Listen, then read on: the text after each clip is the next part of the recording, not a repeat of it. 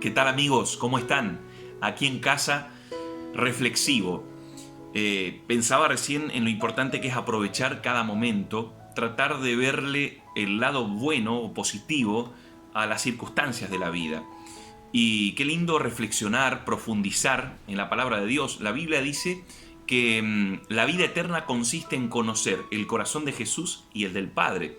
Por eso en estos días que nos quedan de cuarentena, aprovechemos bien el tiempo para orar más, para adorar al Señor, profundizar en su corazón, para que cuando esto pase hayamos sacado el mayor de los provechos, justamente conocer más del Señor y así hacernos de la vida eterna. Quiero compartirles en este momento una exposición que a mí me gustó muchísimo.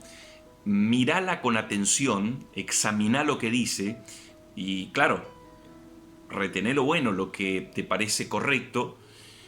A mi humilde opinión, este pastor que hace su charla, su exposición, habla de un tema delicadísimo y un tema que lo tenemos que tocar cada vez más. Desde siempre el hombre tuvo una culpabilidad. Por este pecado original del ser humano, cargamos con una culpa, estamos separados de Dios y continuamente interpretamos que los dioses están enojados. Justamente el título es Los dioses no están enojados. Y él habla más o menos desde el inicio del ser humano hasta nuestros días, de cómo siempre esa culpabilidad, esa carga, esa separación, ha hecho entre nosotros y Dios una distancia tan grande. Hemos interpretado cualquier tipo de circunstancia difícil como castigo de los dioses.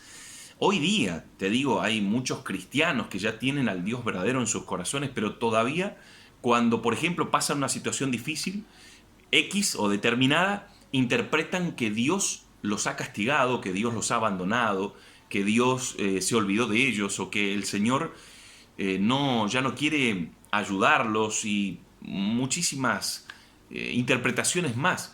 Por eso, presta atención a esto y yo creo que a muchas personas le va a venir muy bien reflexionar en este tema para sacarse de una buena vez la venda, para interpretar correctamente a Dios y la vida, las circunstancias difíciles o las circunstancias buenas. Vamos a ver y luego reflexionamos un poquito más.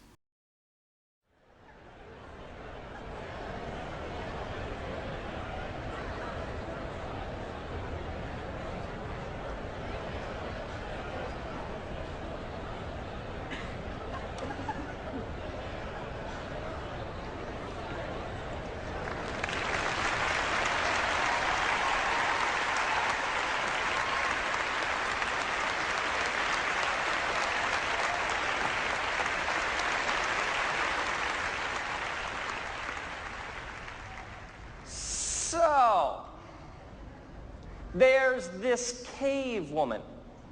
And outside of Cave Woman's cave is a plant. And Cave Woman, over a period of time, lasting somewhere between a year and 10,000 years, has come to the realization that she and her family are in some way dependent upon this plant because it produces food. And she and her family need food to survive. So she has come to the realization that she is dependent upon this plant that produces food outside of her cave. But she has come to this observation that the plant is itself dependent on these forces that are beyond the plant. And so there is this ball of fire that travels at regular intervals through the daytime sky. And if this ball of fire burns too hot, it singes the plant, it saps its life force, and the plant is unable to produce food, which she and her family are dependent upon. Also, from time to time, there is water that falls from the sky. Sometimes she can tell when it's going to fall. Other times it happens very unexpectedly. And this water, if too much of it falls, it washes the plant away. If not enough of it falls from the sky, the plant dries up. And so she comes to this realization that the plant is dependent upon these forces beyond itself, and she is dependent upon the plant. So she is, in some very troublesome way, dependent upon these forces that are beyond her control. Now, cave woman has a cave husband. And cave husband likes to hunt. when he is not selling auto insurance. And so cave husband leaves with the other cave husbands, and sometimes they're gone just a few hours and they return with the kill. Other times they go on a hunt and they are gone for days and they return exhausted, sometimes with the kill, sometimes empty-handed. And what the cave husbands do when they return from the cave husband hunt is they tell stories about the hunt. And cave woman eavesdrops.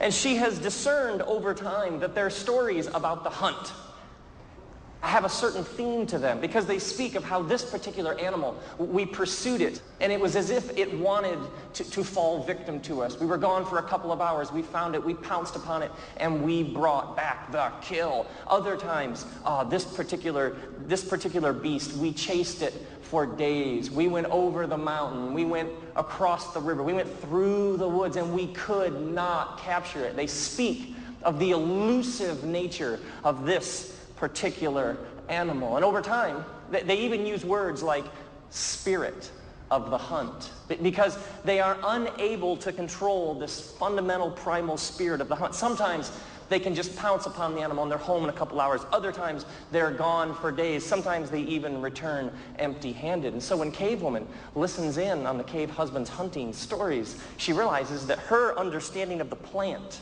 her relationship with the plant and dependence upon these forces beyond herself is very similar to the stories that her cave husband tells about the hunt.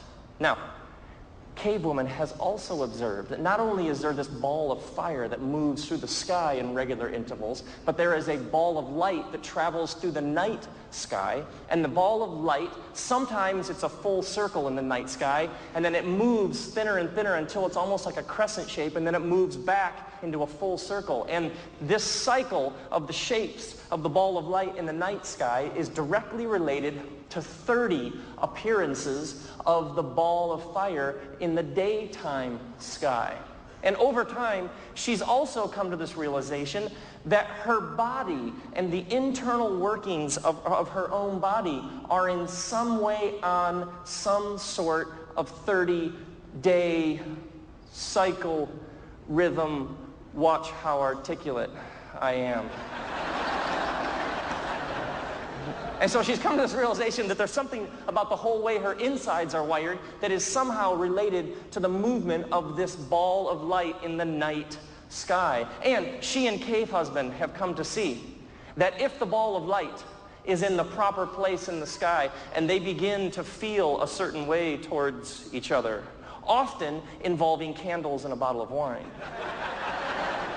and they act on these feelings that they have towards each other, and if they take these feelings and they actually pursue them to their consummation with literally their physical bodies, that what happens if that ball of light is in the proper place in the sky, she discovers that something literally takes root within her. There's some sort of growth that begins. New life begins to grow. I mean, she understands a plant growing from the earth, but there's some way in which new life begins to literally grow up from within her to the point at which her body can no longer sustain and hold in this bursting new life, and it literally comes out of her, and she has a brief moment to celebrate that it looks a little more like her than him.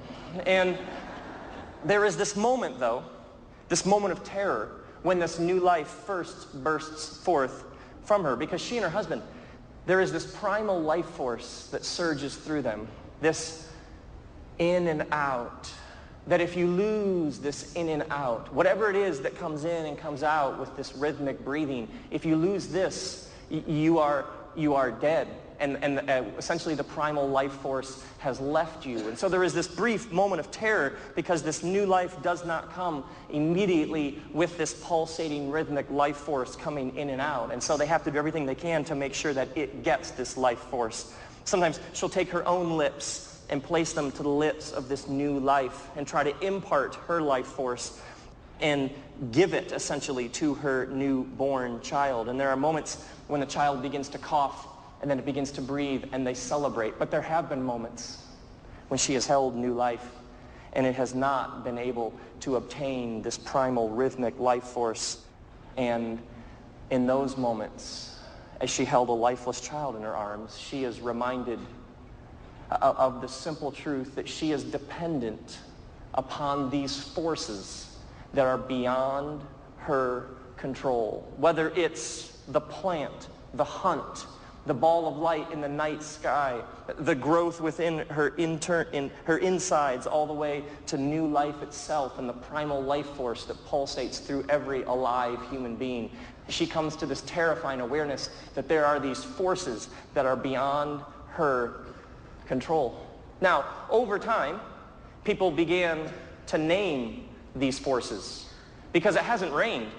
So obviously, whatever the force is that drops the water from the sky, well, that force must be busy somewhere else. It must be upset with us. It must have poured out all of its buckets, and it must be going around looking for something new to put in its bucket. Or there's a disease among our flock. Well, obviously, the force that controls the health of our animals, it must have failed. It must be angry. It must be at war somewhere else. And so over time, people began to personalize these forces, and they began to name them and ascribe to them personalities. Over time, you can see how people drew the conclusion, what we need to do is we need to keep these forces on our side.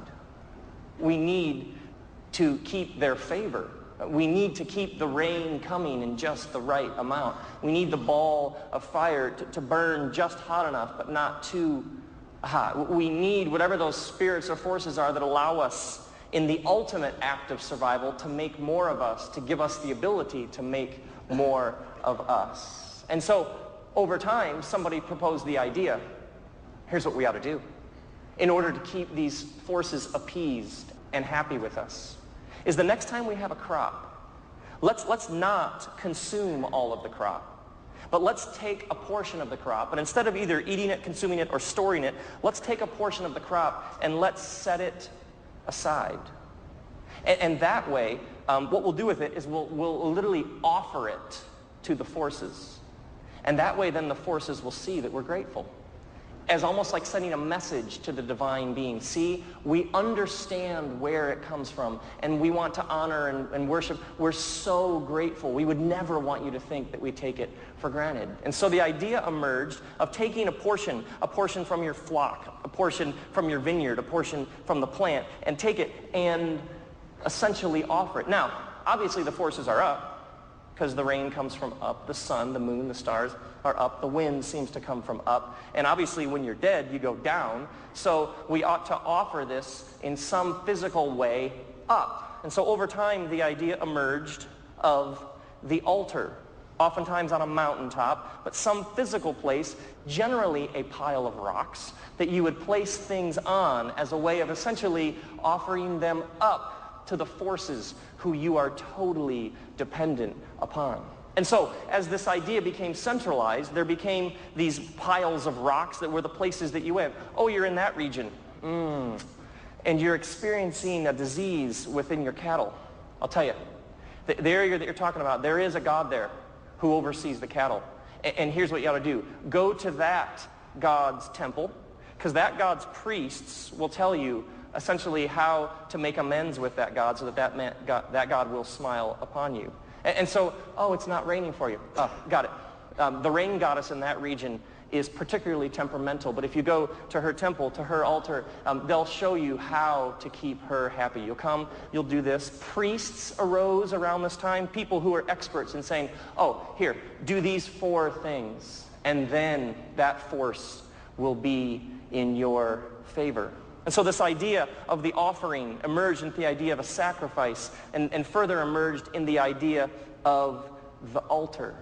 And so this took place over obviously thousands and thousands and thousands of years. But now, the altar had a fundamental flaw. Imagine if things go extremely well for you. Imagine if you've had like 3 times the harvest. Well, if I go and I offer the gods the same amount that I offered last year, I might offend them. The gods may say, wait. You offered the same amount last year, and this year we gave you 3 times as much, and you're still offering the same amount. Don't you understand that we have provided extra for you? So if things go really well, I have to offer more because I would never want the gods and goddesses to think I've taken this for granted. If things went well, you're stuck offering more. But let's say things go poorly, things go bad. Let's say there's a drought and there's a famine. It has not rained. It has not rained for 6 months. Well, obviously, we have offended the rain god. So you would come and offer something to the rain god. But let's say it's 8 months, 10 months, 12 months, and it still hasn't rained. Well, obviously, the last time we came and offered something, it wasn't enough. So I need to offer more. So it's 12 months, and we come and we offer more. But let's say it hasn't rained, and it hasn't rained, and it hasn't rained, and it's 14 months, 16 months, 18 months of drought. Obviously, all those previous sacrifices did not appease the gods. Apparently, we simply did not offer enough. We need to offer more. The vicious cycle, the vortex that was the altar, was if you have things go really well for you, then you come and you need to offer more. If things go poorly, if it hasn't rained now in 2 years, well, obviously, I need to offer more. So with the altar, you never knew where you stood. You lived with this sense. Somebody somewhere, are they offended? Are they angry? That was a good thing that happened, but I need to make sure that they know that I know that that was a good thing. And so the altar produced in the primal psyche of the first humans, and as it essentially emerged over the years, produced a deep, deep anxiety in the bones of humanity, because you never know where you stand with the gods. Well, I've offered all of my crop, except a little bit, and if I offer that, then we'll starve right away. And I've offered everything from my flock to make sure the gods are on my side, and if I offer this one animal left, well, then we'll starve in the next week. So I've offered everything of my possessions that's valuable. What's left to show the gods how grateful I am? The prophets of Baal in the land of Canaan 4,000 years ago would cut themselves as a way of shedding their own blood to show the gods, to show the forces. See, we are this devoted to you. Please understand, to earn your favor, I am even going to shed my own blood so that you will be appeased. I mean, I've given everything I have. All that's left is to essentially harm my body in a way that will show you just how deeply devoted I am to keeping your favor. Archaeologists were excavating the great Aztec temple of Tenochtitlan, and they dug up the remains of 42 children who the Aztecs offered to their gods. Because if you have to keep offering something that's more and more and more valuable, well, eventually you end up at what? I've offered my flock. I've adjusted, if that's the word, my body. What more do I have? My firstborn. Now do you know how devoted I am? When 16th century Spanish colonizers first engaged with the Incan culture, they discovered that the Incans had a practice called capacocha. They would take a live child, wrap it in like a burial cloth, and the burial cloth would suffocate the child as they offered the child to their gods to appease the forces and the powers, because they believed they were totally dependent on these forces, and what you must do is give that which is most valuable to the gods to make sure they aren't upset with you. In the Hebrew scriptures, you can find several references to the detestable god Molech.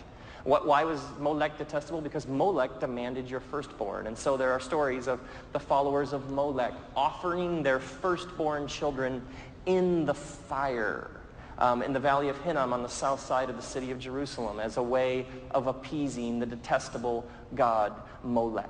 The problem with the altar is it was like this slippery slope. You have to keep offering more. And so deep in the collective psyche, the conscience of humanity, for thousands of years has existed this primal sense of fear, worry, stress. I don't know where I stand with these forces that I am dependent upon for my very survival. Now, history tells another story about these powers as well. So like the 12th chapter of the Bible begins with a story about a man named Abraham. Now, this story first was an oral tale. It emerged over hundreds of years as it was passed on and passed on. Eventually, a long time later, somebody actually wrote it down. But at first, it was a story that came about from within culture. Now, the story of Abraham emerged among Sumerian civilization. And the story begins, there's a man named Abraham who heard some sort of divine voice. And this divine voice said that he should leave his father's household and go to a new place. And then this divine voice said, I'm going to bless you, and then you essentially will bless people to the ends of the earth. Well, wait. A divine voice that a human being could interact with, could hear, could in some way connect with. Everybody in that day understood that the gods and goddesses, the forces, are somewhere else. Well, what? They're somewhere else. They do whatever they do up there or out there somewhere, and then we're left to kind of respond down here in actual space and time to whatever moods they're in or to whatever they happen to be doing. This story said and claimed that a divine, some sort of divine disembodied voice, some sort of God, connected with a human being in such a way that a human being could actually... This God invades actual human history and time and space to connect with a human being. This was an absolutely brand new idea in human history. And the voice says, leave your father's household. Well, when we hear father's household, we think, cable, grill, garage door. I mean, father's household, yeah. No, your father's household. Your father was the one who taught you how to navigate the forces. Your father taught you, you need it to rain? Here's how you get the rain god on your side.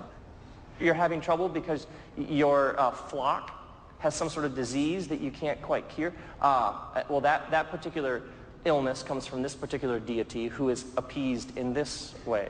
Your father and your father's household was your father's idols, your father's gods. How your father taught you to navigate these forces, to keep them on your side so that life would go well with you. And this voice says, leave the whole old way you've done things and come into a whole new reality. Well, the Sumerians believed that essentially history was cyclical. You're doing what your father did, what your father did, what your father did, and tomorrow will essentially be another repeat of yesterday. And so history moves in cycles. This story, right away in the first few words, says, leave behind that whole old way you know that things work and come and step into a whole new tomorrow that is totally unlike yesterday. These were absolutely revolutionary ideas in the human history. No one had ever proposed them. There are even these ancient Jewish stories that are essentially stories made up to comment on the radical nature of these stories about people like Abraham. One of them is a story that the rabbis would tell about the night that Abraham was getting ready to leave his father's household. They say that Abraham went into the main room of his father's house where his father kept all his statues that represented all the gods and goddesses. And they said that Abraham went in, he took an axe and smashed to pieces all of his father's gods and statues except one. And then he took the axe and put it in the hands of the one remaining idol. Then, the next morning, Abraham's father comes in. All of his gods are smashed all over the floor except for the one remaining one, which is holding the axe. And Abraham's father says, what has happened here? To which Abraham responds, I think it's quite clear what's happened here. To which Abraham's father responds, no, this can't be. These are lifeless idols. I carved them myself. I made them out of brick and stone and wood and marble. They're just lifeless idols. To which Abraham responds, then why do you bow down to them? Which is the first instance in history of somebody doing this. So, no idea what that means. I don't know.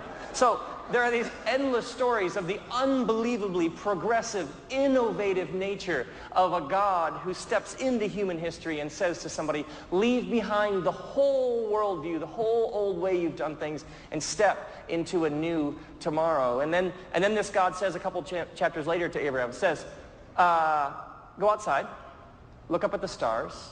Abraham looks up at the stars, and this God says to Abraham, okay, you see these stars?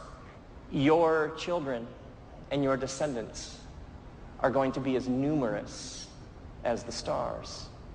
Well, actually, in the culture in which this story was first told, the Sumerians worshipped the stars. They even had a particular god of the sun.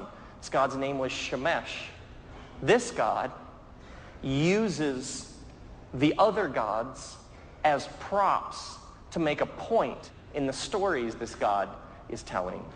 This is absolutely mind-blowing. And then eventually, Abraham has a son. Father Abraham had many sons, and many sons had Father Abraham, and I am one of them, and so are you. And we've got that going for us. And so Abraham has a son.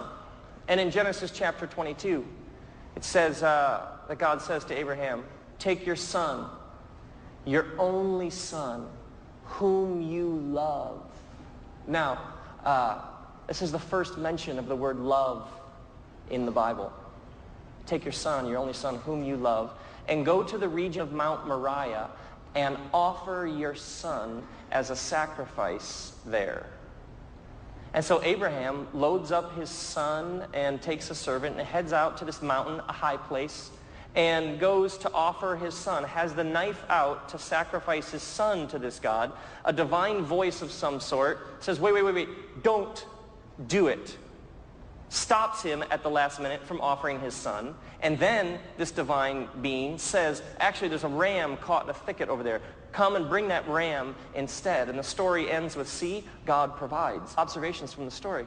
How come when Abraham is first told, offer your son, Abraham doesn't say, no. And he doesn't say, how? He apparently knows how to do this. Why is Abraham not shocked with the idea of a divine being offering that which is most precious and valuable to you? Because this is how the gods are. They demand. The gods demand the thing that is most valuable to you. So Abraham, of course, because he's a person of his day, just goes about heading out to do it. And then he gets there, he's about to offer his son, and God says, stop. Now, why is this? Is this God making a point? Is the whole thing a prop? Abraham, you are used to gods who demand the thing that is most valuable to you. Stop. And then this God says, offer an animal instead. Is this a whole new day? Because the story does not end with the greatness of Abraham. It ends with a statement about this God. This God provides. If we stop at the point where Abraham doesn't go through with it, we miss that perhaps what the storyteller is saying is, it's a whole new day. Your fundamental human posture is, what do I have to give the gods? But this story ends with a God not only who blesses, but a God who provides. A story about a God who provides instead of you having to provide was an absolutely revolutionary idea in human history. No one had ever presented a God like this. Ever read Leviticus? Well done there. If you've ever read Leviticus, especially the first 5 chapters or so, you find yourself thinking things like, oh my goodness, this is like a B-grade slasher film with no plot. It's just how to kill things, chapter 2, how to kill more things, chapter 3. Here's what to do when you kill things. If you read it for the first time, you think to yourself, how regressive, how backwards. But we have to remember that this story did not emerge outside of human time and space, but emerged within human history. Leviticus begins by outlining 5 specific sacrifices. In the Hebrew language, they're called the olah, the minha, the shelamim, the hatah, and the asham. Now, the first one, it says, come near to God. Well, wait. The gods are distant. The gods are somewhere else. And this book begins, come near to God. It then says, come near, gives instructions, offer an animal, so a bull, a goat, a sheep, a bird, offer something, and then the sacrifice is over. Or, number two, the minha, offer some sort of grain, offer something from your crop. And then the third sacrifice, the third offering, is called the shelamim. It comes from the Hebrew word shalom, which means peace or harmony. The shelamim offering was where you'd put something on the altar, the rest you would keep, and you would prepare a feast for your family and friends. And then you would have a feast in which you would celebrate the peace that you have with God. Well, wait. Everybody at this point in human history lived with this awareness that you never know where you stand with the gods. Leviticus said, here, come, offer this particular offering, and then have a meal where you celebrate that you have peace with God.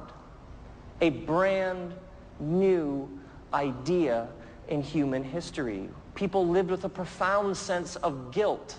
I've wronged my neighbor. I went and I made amends with my neighbor, but I don't know if I've made amends. Are the gods okay with that? And it's not raining, and there's some sort of disease, and we aren't able to have more kids. So is this the gods punishing me because I wronged my neighbor? My neighbor says it's no big deal, but is it a big deal to the gods? I don't know. The fourth and fifth offerings in Leviticus were, if you've done something wrong to somebody, either intentionally or unintentionally, come, offer this particular offering. Do it this way, and then walk away knowing that the matter is over. The case is closed. You and God have peace. Leviticus, for us, appears barbaric, bloodthirsty. See, this is the problem with religion. It's so backwards. For the people who first heard Leviticus, this was so unbelievably revolutionary, so unbelievably progressive. People had never proposed ideas like this. Now, this whole system in Leviticus, these 5 offerings, began to build a head of steam. Thousands of people all over the world began to see and believe this is how you know God. Come, do what it says, follow the religious rules, and then you and God will be okay. And so this giant altar was built in the city of Jerusalem eventually. It had a giant temple behind it. The first one that was built by King Solomon was destroyed, not part of the plan. King Herod eventually rebuilt a giant one, 2.3 million stones. The altar had thousands of priests who took turns in a very complicated rotation system. They would come and assist you as you entered into the temple area to offer your sacrifice, because they said that this is how you know God. Historians estimate that at the spring Jewish festival of Passover, there would be 200,000 to 300,000 pilgrims who would come to the altar in Jerusalem to offer a sacrifice. There would be lines hundreds of feet long, thousands of people with whatever it was they were going to place on the altar. They said that the altar had a drain that went into the Kidron Valley and river that would run red at feast time because so many people were coming, offering some sort of sacrifice, generally blood, on the altar because they understood that this is how you know God. Now, there was a whole group of people called the Sadducees who ran this whole altar system. And they received a portion from all of the offerings that people brought. These Sadducees, over time, became very, very wealthy. They have found, archaeologists, they've excavated bottles of wine in first century Sadducee homes that in our day and age would be worth $5,000. So these people who ran the whole altar system were very, very wealthy. And the system, of course, worked for them. The masses are starving, but this system made them very rich. Now, it was a system, let's be honest, built on violence. Shed the blood of some animal. It's a violent act. And it said, and then you and God will in some way be at peace. And so for the Sadducees, anybody who threatens this system, well, that just can't be. And so the Sadducees had strong relationships with the Roman army. Essentially, they had violence at their disposal. So if you threaten this system of violence, we will protect it and preserve it with our own violence. Now, several thousand years ago, a Jewish rabbi named Jesus stormed into the temple area and announced, one, greater than the temple is here. To which I assume somebody said, and who would that be? He charges in and says, one greater than the temple is here. Jesus' insistence is that whatever was happening through him was in some way greater and better than this whole altar temple thing. This was an absolutely astounding claim to make. He then makes a whip of cords, charges in at one point, and he drives out all of the money changers. Now we think whip of cords sounds a bit like a temper tantrum, but you have to understand that in our culture, if we want to make a very revolutionary statement, then we give a lecture, and we have 3 points that all start with the same letter. And people are like, wow, amazing. But in Jewish culture, you wouldn't just lecture people to death, especially among the prophets of which Jesus came from a long line of, no. What you do is you do some sort of dramatic guerrilla theater. You do some sort of dramatic gesture, which was like a living, breathing sermon. So when Jesus comes in and drives out the money changers, he's essentially saying to the people of his day, in language they would understand, this whole thing is condemned. It's irrelevant. There's a whole new thing on the scene, and it's greater, and it means this whole system is over and irrelevant. I mean, if you're a Sadducee, you don't particularly like this message. And there are 4 accounts of Jesus' life. One of them, the gospel, the account of John, he tells about Jesus, says that Jesus came into the temple area, and Jesus said, destroy this temple, and I will rebuild it in 3 days. To which somebody in the crowd, some sort of Captain Obvious, said, excuse me, but it took like 46 years to build, so we're a bit fuzzy on how you're going to work out that math. And then John says, well, what you have to understand is the crowd really didn't get what he was saying, because what Jesus was saying is he was saying destroy the temple. When he said temple, he was referring to himself. So Jesus charges in to the temple area, says something greater is happening. It's happening through me. He brings condemnation and judgment. This whole thing is irrelevant. It's the old thing. And then mystically identifies himself with this whole system and says, destroy this. So kill me, destroy this, and 3 days later, something new will come into being. Something so fresh, something so great, it will render the whole old way obsolete and irrelevant. Well, we've seen that.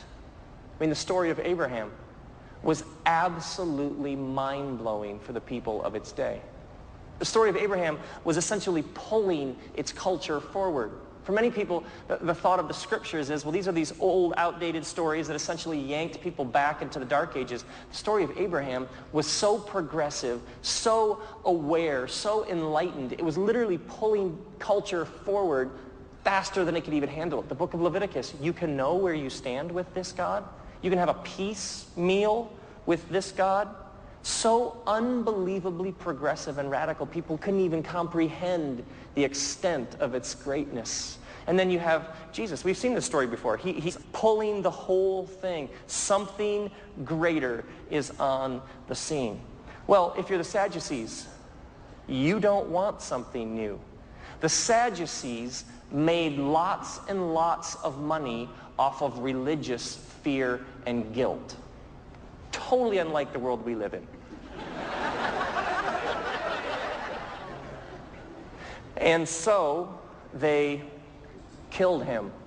Because if he's allowed to continue, well, he could bring down the whole system. And they have a vested interest in the system working. And so the system must kill him. Otherwise, he could be its downfall. Now, something very, very interesting happens on the way to his death. He's killed on a Roman execution stake called a cross. The Romans had become very good at inventing ways to make people miserable as they killed them and kept them alive as long as possible as an example to everyone else. You try and subvert or take over the system or rebel against the system, this is what will happen to you. You'll find yourself on a cross. Well, there are these moments on the way to the cross when Jesus experiences injustice after injustice. They come to arrest him with swords and clubs because he's so frightening. And one of his disciples pulls out a sword and starts swinging. And Jesus says, "Put away your sword." At every juncture, he responds with non-violence. Why? Because the altar was a place of violence. And it was protected and preserved by the Sadducees, who used violence and an army at their disposal to quell or crush anybody who threatened the system. If Jesus, in his path to the cross, at any point resorts to violence, is he then offering anything new? That'd just be the same old violence we've seen. He's ultimately, in his death, asking extremely profound, provocative questions about the very nature of the altar itself. His nonviolent resistance to a system based on violence was essentially his way of saying, what is your God like? Does your God need you to kill something so that your God can love? Is your God somewhere in a bad mood and then you shed some blood and all of a sudden your God says, "Come here, I love you, buddy"? How does this work? What is your God like? Does your God need you to hurt something so that you and your God can have a relationship? What is your God like? Because everybody has a God. Those who say, "I have no God," that's a particular kind of God. What is it that you trust? What is the ground of your being? What is it that you tread upon? What is it that you trust to be the deepest truths about how reality is at its deepest level? What is your God like? I had a meal with this businessman several years ago. I had known him around town, and we eventually had one of those, hey, we ought to get together sometime and actually, have more of an extended conversation. And so we met at this restaurant, and we started talking, and he seemed exhausted. Like, I barely knew him, but I was like, this guy is just barely hanging on. And I said, well, tell me about yourself. Tell me a bit of your story. And he says, well, I work several jobs. One of them is an hour away. He says, I drive all the time. He says, I work and I work and I work and I work. And as he began to tell his story, he told about how when he first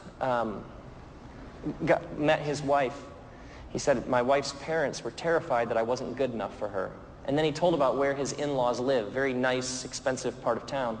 And he says, my in-laws, who are now my in-laws, were always terrified that I wouldn't be able to provide a standard of living for their daughter that they believed their daughter deserved. So he says, I decided I was going to buy my wife a house near her parents to prove that I'm good enough. So he says, I bought her a house right near her parents. And he says, just to keep this lifestyle up, I have to work, and I work, and I work, and I work, and I work, and I work. And he says, that's why I'm just killing myself, is I have to prove I'm good enough. So I'm listening to this sophisticated, modern businessman, and I had this thought, like, how primitive. It's as if this guy is bowing down to these gods, and he doesn't even realize it. The gods of success, achievement, ambition, acceptance, validation. I mean, this guy is killing himself for these forces that he can't keep happy. This writer named Vincent Donovan, and he spent time in the 70s among the Maasai. The Maasai are a tribe of people who live in sub-Saharan Africa who are famous for their resistance to all forms of modernization. The Maasai live in tribal units that go from place to place, a very nomadic existence. They live in dirt-floored tents, have a high respect for cattle. Kind of every image you had growing up of the National Geographic family. This is kind of who they are. And so Vincent Donovan's living among them, trying to understand their culture. And he's interacting with people in one of the villages, the elders and leaders of the tribe, and he notices there's a man on the edge of the village who's not interacting with anybody. And then a little while later, he notices the same man, and the man doesn't have contact with any of the other Maasai. So Vincent Donovan eventually engages the man in conversation and says, how come you're on the edge of the village? You don't really take part in the life of the community. And the man says, well, he says, I did something terrible years ago. I committed an offense against my people. And he says, we Maasai, we don't have a way to deal with the terrible thing that I did. So he said, there's no real way for me back into the community. So he says, I essentially live cut off from my people. And then I met this woman several months ago who asked if we could talk, and she said, I have a question. She said, I did something terrible years ago. And she said, it brings me so much shame, and I have so much regret. And she says, this thing that I did, I can't get over it. It defines me. It's how I understand who I am. So not only, she said, do I like carry it with me everywhere to define how I think of myself, but she said that then affects how I interact with everybody else. She says, I carry this with me everywhere I go. And her husband is standing next to her, and he's just nodding. I had this thought, like, she isn't the only one who carries this with her everywhere she goes. So we hear about the Maasai, and we think how primitive, how tribal, how backward this man on the edge of the village, and yet this woman is essentially the woman on the edge of the village. If your heart is beating, if your eyes are opening to the suffering of the world, you have to ask at times, do we have the same old gods and goddesses? We just call them by different names. I mean, we live in the most enlightened, evolved, progressive culture in the history of humanity. Or do we? Or are there ways in which we are just as backward and primitive? Do we have the same angry, demanding gods and goddesses who are never satisfied? We just call them by different names. Now, the first Christians wrestled with the implications of Jesus resisting the system, insisting that this system was over and something new had come about, and then getting killed by the system, and then 3 days later rising from the dead. For these first Christians, this wasn't just a nice religious act by a good Jewish man for a nice little ethnic group of people. For the first Christians, Jesus resisting the system and then ending up being killed by it, but then being vindicated 3 days later by rising from the dead. For them, this was something that had to do with all of humanity. So as you read the New Testament, they're searching for bigger and broader ways to explain just what it meant for the system to kill him, and then for him to in some way conquer the system in return. One of the first people to really argue for this in a big, giant way was the writer of the book of Hebrews. The book of Hebrews is one of the last books in the Bible. Now, we don't know who wrote Hebrews, but whoever wrote Hebrews, she was brilliant. The writer of Hebrews says, at one point, he, Jesus, appeared at the culmination of the ages. I mean, could you get a better phrase than the culmination of the ages? I mean, she said, he appears at the culmination of the ages to do away with sins by the sacrifice of himself. So for them, his death at the culmination of the ages was some sort of giant moment in human history. There's a whole new thing that's happened, and everybody is invited to step into it. And this whole new era, or this whole new consciousness, or this whole new reality people could trust, was something to do with this Jesus who essentially, the writer of Hebrews says, offered himself. So his resistance to the whole sacrificial system essentially meant that he became the ultimate sacrifice that then did away with the whole need for that whole way of understanding how you navigate the forces. Another one of the first Christians, a man named Paul, said, oh, Jesus and his shed blood, sacrifice language, on the cross, this was God making peace, reconciling himself to all things in heaven and on earth. Now, in the Greek language, the phrase all things translates literally all things. That's actually how it translates. This was God making peace with all things in heaven and earth through this Jesus. I have a friend who knows, he seems to know all the most interesting people on the planet. If you don't have a friend like this, get one. He has these parties, and you go when he has these parties because you have no idea who you're going to end up interacting with. I went to one of his parties, and I'm talking with a gentleman who I'd never met before, and we began talking. Tell me a bit about your story. Let me hear about your story. And his story, basically the first 3 minutes of his story was, I grew up in Rwanda. My mother was barren, and after a while she had me. And a barren woman whose womb is open, that child is considered an anointed gift from the ancestors. Not a bad opener. You know what I mean? It's a couple clicks up from, hi, I'm Gary, and I work in accounting. So he says, you have to understand, he says, in my culture, in where I grew up, he says, among my people, a woman who is barren, well, that is essentially like the curse of the ancestors. But then when her womb is open, oh, he says, this is the child that does that is special. He says, I was anointed the priest of my family.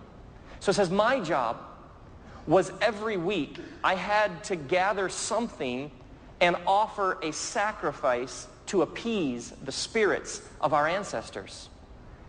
And so he says, we lived in poverty. We didn't have much. So I literally would have to scrounge up a goat or a chicken or something to offer on behalf of my people to keep the spirits happy. He says, when I was a teenager, a man came to our village and said, you don't have to do that anymore. And if you can hear, he has this very crisp English diction. He says, and I argued with the man, what do you mean? And the man said, no, you don't have to do this anymore. You don't have to offer these sacrifices anymore. And he says, I was shocked. I mean, the outrage of this man's message. I argued with the man. I came back at him. What do you mean? This is how I appease the spirits of my ancestors. He says, the man insisted, no, no, no. He says, the man told me this story of a Jesus, this man, this divine son, who is some sort of divine representation, flesh and blood, but real. He says, this man, Jesus, the man insisted, had in some way offered himself so that no one would ever have to live like that again. And so his essentially shed blood was the end of that whole way of understanding reality. And if you could hear him, he just says, and I argued, and I protested, and the man would leave. He would come back. We would argue some more. He would leave. He would come back. We would argue some more. He says, eventually, I decided to trust this man's message about this Jesus. And so he says, I stopped offering sacrifices, and all of a sudden, we had animals.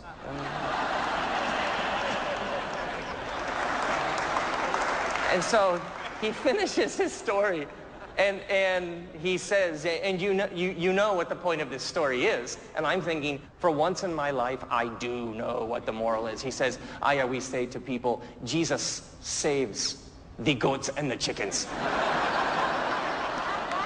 These first Christians were essentially arguing for a whole new upside-down understanding of ultimate reality. Essentially, they were saying, you have lived for thousands of years with, what do I have to give to the gods? But this God has given something that puts an end to that whole worldview. Essentially, you have lived with, what do I have to offer so that I will have divine favor? Oh, no. You already have divine favor because of what's been offered. What do I have to do to make peace with the gods? Oh, no. This God has done something that makes peace once and for all. This Christ appeared at the culmination of the ages so that peace could be made between this God and all things in heaven and on earth. This was absolutely revolutionary in human history. No one had ever articulated this worldview before. The first people who heard this said, that's good news. Now, this, of course, raised all sorts of questions about the very nature of religion itself.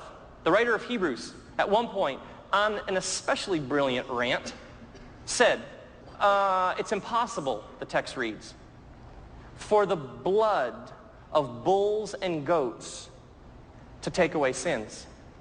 It's impossible for the blood of bulls and goats to take away sins. To which I assume a lot of people said, well, that would have been nice to have known a little earlier in the story. Then the writer of Hebrews continues.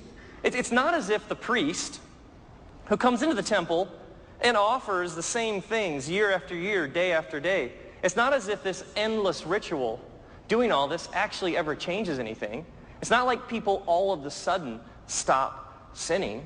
Year after year, day after day, festival after festival, following the particular calendars about when you're supposed to offer what. It's not as if, the writer of Hebrews says, that actually ever did anything. It's impossible for the blood of bulls and goats to take away sins.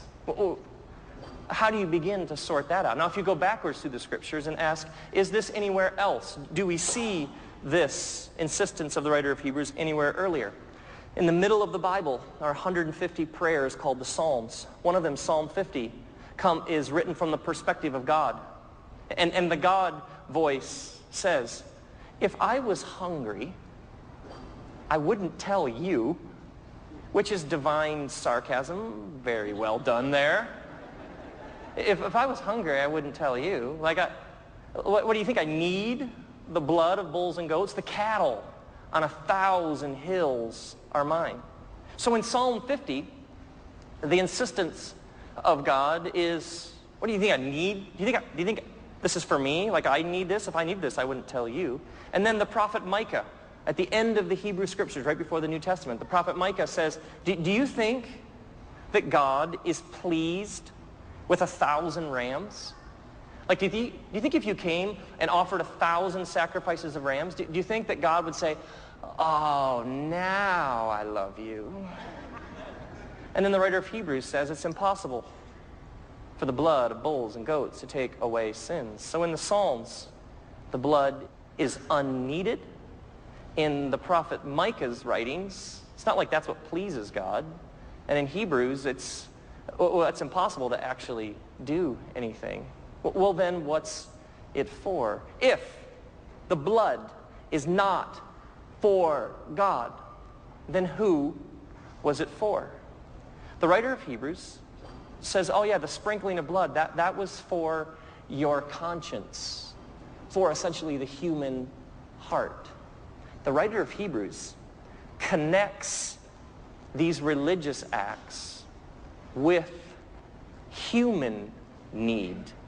For the writer of Hebrews, the point wasn't some divine being who said, if I could just get more blood, things would go so much better. It was human need for something that would in some way calm or soothe the human heart, the human conscience. Now, what is that about? The writer of Hebrews has offered brilliant analysis of the human condition. We are anxiety-ridden creatures. We worry, we stress. We get tapes that play in our head of how we're not this enough, we're not that enough, we're not spiritual enough, we're not righteous enough, we get messages that play deep in our psyche over and over again about all the ways in which we're pathetic and we fall short and we're worthless. And we have a way of holding on to things, of letting worry and stress and anxiety own us and cripple us. We have a way of allowing our failures to follow us everywhere we go, of allowing our shortcomings to define how we see the world. And the writer says, God understands this. And so you're struggling with this or you're struggling with that. The idea of the altar was you come, offer this, and then have peace with God. If you're just told, okay, peace with God, that might be a bit difficult. We have a difficult time trusting good news to actually be true. Are you with me? But maybe if you go through some sort of ritual, maybe if there's a little blood on your hands, then the reality will begin to sink in. For the writer of Hebrews, the blood was never forgot.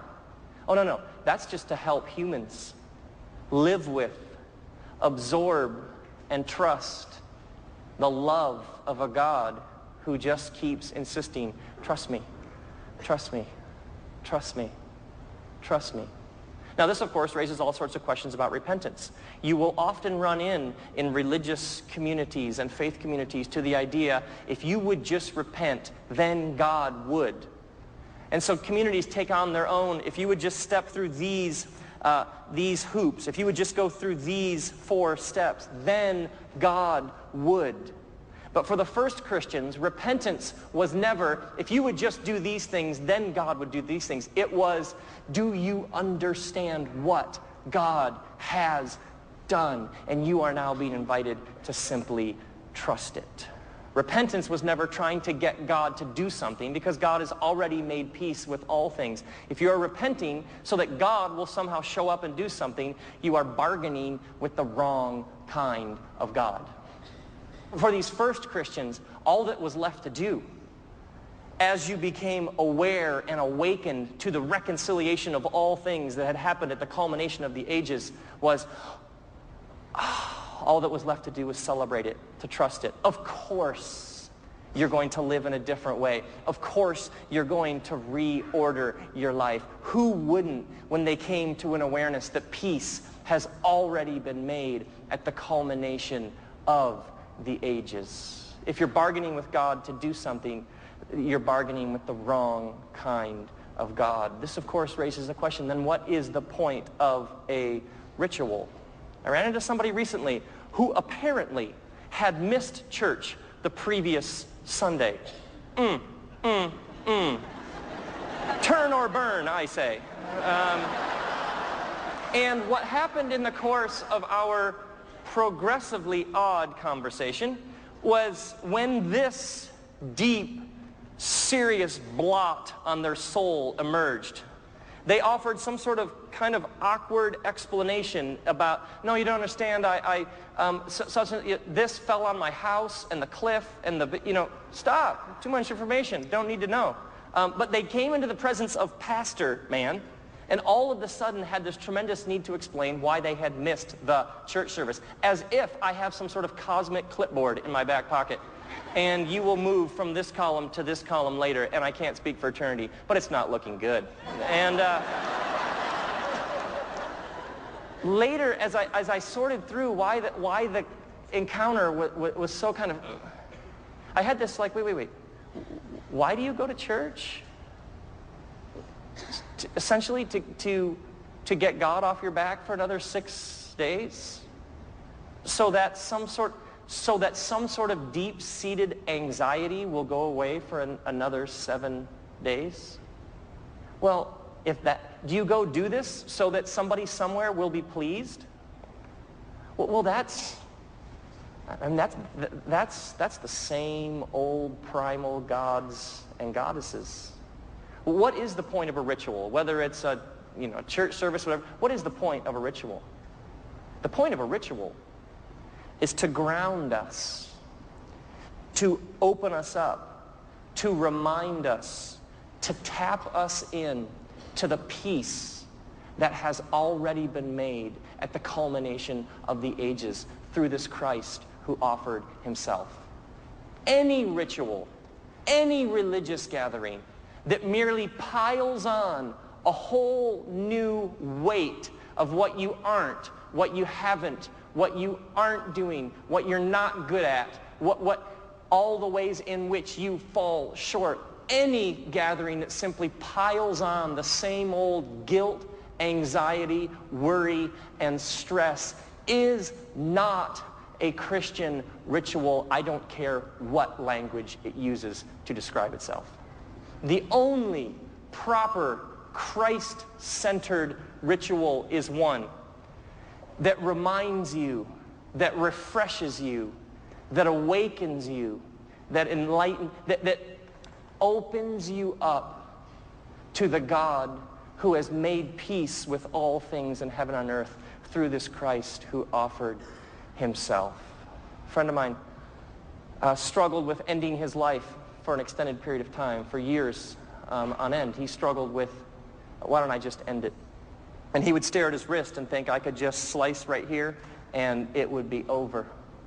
Several years ago, he had an encounter with the resurrected Christ. In the depths of his pain and torment, he met the resurrected Christ, who knows something about pain and torment. And he had this experience in which the ground of his being shifted from stress, from worry, from shame, to love, to peace, to trust. He had an experience with the resurrected Christ that absolutely profoundly altered the whole way he sees everything. Soon after that, he got a tattoo of a cross right here. And now, every time he looks down at his wrist, which was previously the place of temptation, there's too much pain. Nothing can be trusted. I ought to just end it. When he looks at this place that was previously the place of temptation, he is reminded of the peace that has been made, the reconciliation of all things that was made at the culmination of the ages. This cross for him has become a sort of living, breathing ritual. A friend of mine spends an hour each morning on a cushion in his house. He sits perfectly still. He invites the God of the universe to put him back together. He invites God to go into all the broken places deep in his soul. He invites the reconciliation of all things to take part deep in the places of his own pain. And then he simply asks Christ, he asks this Jesus to lead him that day in acting in the world in such a way that he'll bring that reconciliation to whoever it is that he comes in contact with. For some, it's a piece of art. For some, it's a song. For some, it's a particular place in nature. For others, it's a meal and a table full of the people that they love the most. For others, it's a table full of total strangers who desperately need to know about the reconciliation of all things. But the point of a ritual is it's anything that takes you back, that reminds you, that awakens you, that enlightens you, that opens your eyes to the peace that has already been made. Now, as we sort through these New Testament writers and the way they speak of Christ being offered as essentially some sort of ultimate sacrifice on some sort of giant altar, however they articulate this, as we see it, the first impulse is to think, well, then apparently probably all that sacrifice altar imagery is over. But perhaps what they're saying is, okay, enough, away with that, Jesus said something greater, so now we just leave that behind. But in a brilliant twist at the end, the New Testament writers take this imagery and they essentially hijack it. They co-opt it for an even bigger idea. The writer of Hebrews says there is one sacrifice left. There is one sacrifice that still does please God. That is to do good for others. The writer of the book of Romans, one of the first Christians, said, offer yourselves as living sacrifices. Well, sacrifice is dead. So a living sacrifice already is taking this imagery and essentially hijacking it for some greater purpose. Now what is this about? Lots of people have a difficult time trusting that a peace has already been made.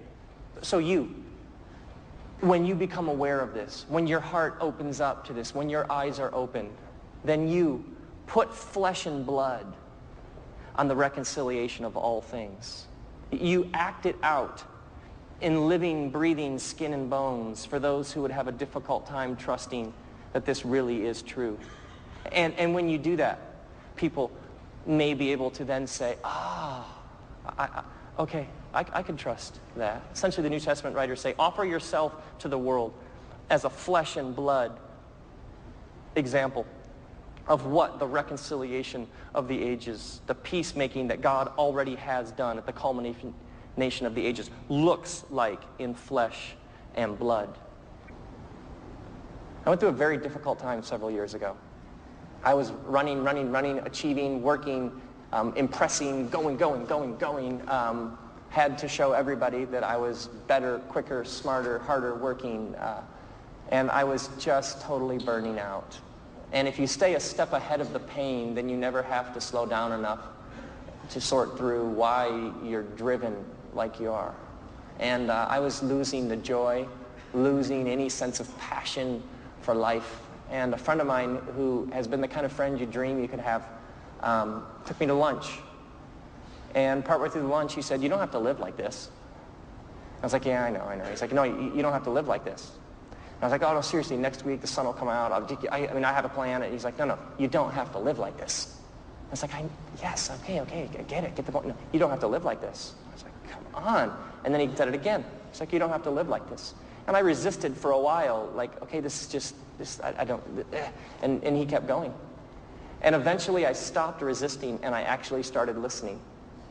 And he just kept repeating, "Rob, you don't have to live like this. You don't have to live like this. You don't have to live like this." And as he kept repeating it, "You don't have to live like this," it started to become like this beautiful mantra. You don't have to live like this. I realize now that my friend was fighting for me when I had no energy left to fight for myself. And he just repeated over and over, "You don't have to live like this. You don't have to live like this." There's a writer named Richard Selzer, a doctor, and he writes about his experiences with people in the most tragic, difficult circumstances of life, the things he's seen as a doctor. And he tells about this couple who the woman was in some sort of accident, some sort of tragedy, and her face was severely disfigured. She had wounds and scars, and his job essentially was to put her face back together. And in the course of it, she ended up with a very, very crooked mouth and a mangled face with all sorts of wounds. And so they had her face wrapped in bandages, and they had her in the recovery room, and they brought in her husband, so her husband would be there when the bandages were first removed from her face. Selzer writes that when they took the bandages off and her husband saw his wife's face for the first time, the husband bent down and kissed her crooked mouth. And then he said, "I like it." The writer Brennan Manning tells a story of a woman who'd been having visions of Jesus. And the local archbishop comes to find out more about this woman who's been having visions of Jesus, because we can't have that. And the archbishop says, "Have you been having visions of Jesus?" And the woman's like, "Yes."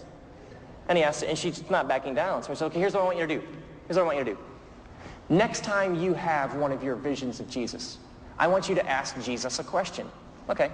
"I want you to ask Jesus what sins I confessed the last time I went to confession." And so she says, "Fair enough." So he leaves. A little while later, he hears rumors that she's been having visions of Jesus. So he returns. He says, "Have you been having your visions of Jesus?" And she says, "Yes, I've been having a vision of Jesus." And he says, well, did you remember?" And the woman says to the archbishop, "Yes, I did remember." And then she took the archbishop's hand in hers, and she said, "I asked Jesus what sins you confessed the last time you went to confession. And Jesus' exact words were, 'I don't remember.'"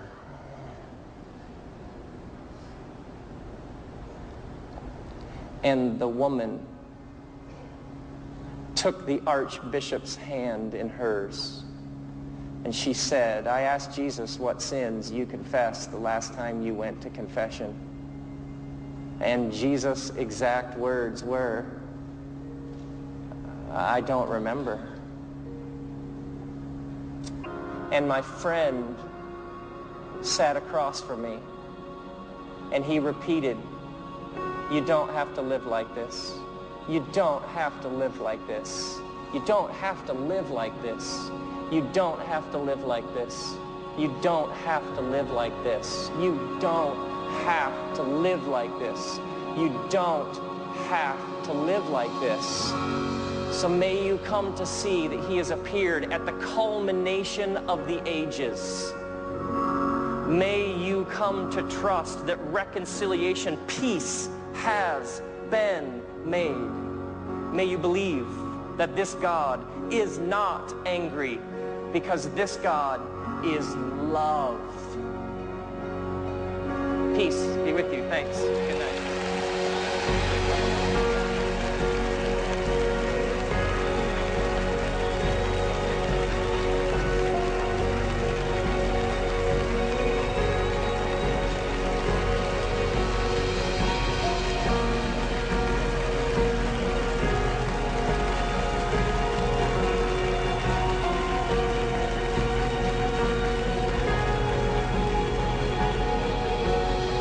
maravilloso, ¿verdad?